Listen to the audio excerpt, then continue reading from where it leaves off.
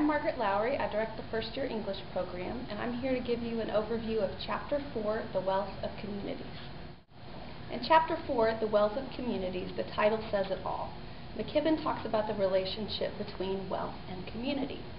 He argues that our communities need to be much smaller and more local.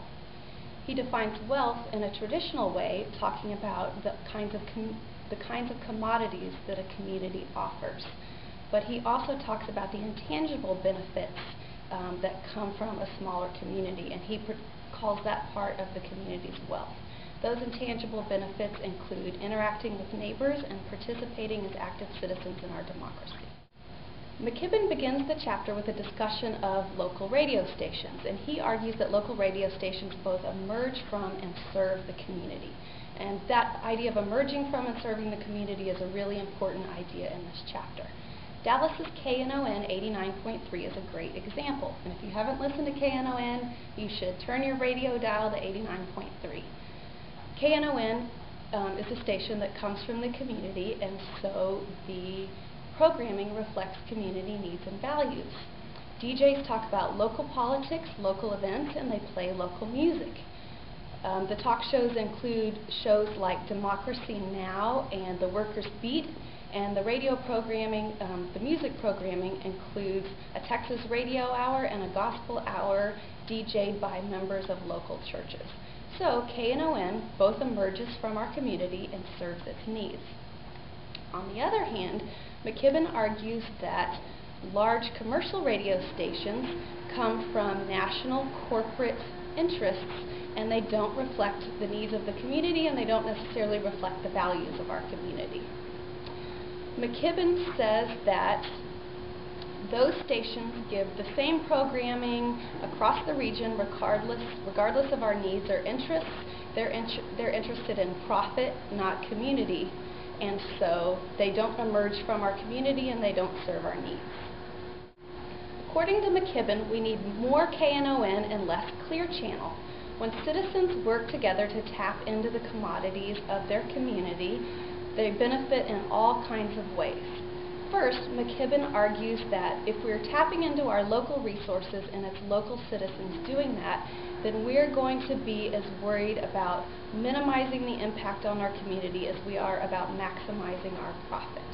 Second, he argues that dollars spent at the farmer's market, at local stores, on local commodities, stay in the community longer, rather than if I go spend my dollar at a big box store, whoop, that money goes right out of our community immediately. And third, McKibben says, if I participate in a town hall meeting where I'm discussing local issues, then I have this intangible benefit of the good feeling I get from interacting with my neighbors, and also from being an active citizen in my democracy. McKibben argues that although local economies may seem grossly efficient in a world dominated by the idea of large-scale economy and focus on profit, that the wealth and economics are just simply a matter of scale. He uses the example of the electrical grid and generating electrical power. And what McKibben reminds us is that our large-scale electrical grid that we currently have now actually wastes lots and lots of power that's just lost in the idea of when we move the power from one place to the other.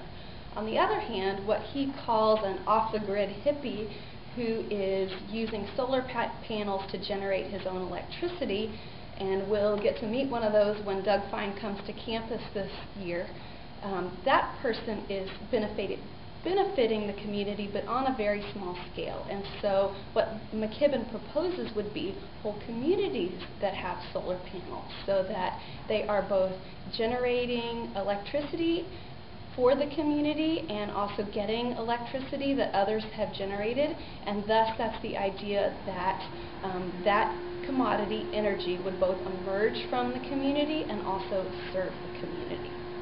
And everything that McKibben is doing in Chapter 4, he is supporting his larger thesis that by living in a more sustainable world, we are better supporting our planet, and we are enhancing our lives, and we are living in a greener world. That's my idea about Chapter 4. Tell me yours.